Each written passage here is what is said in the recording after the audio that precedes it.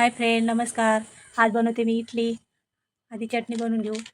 ओला खोबरं घेतलं आहे, कोथिंबीर घेतली, लसूण घेतले आणि फुटाण्याची डाळ.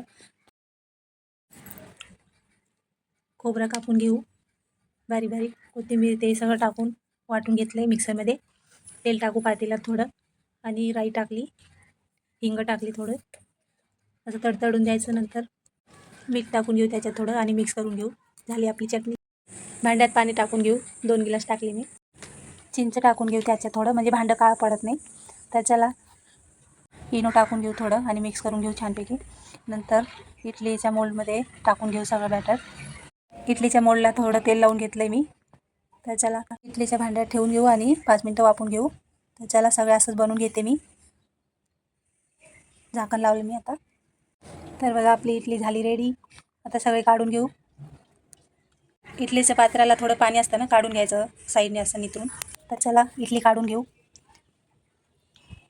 इडली छान फुगलेत मस्त. या तुम्ही पण सगळे इडली खायला. Bye bye.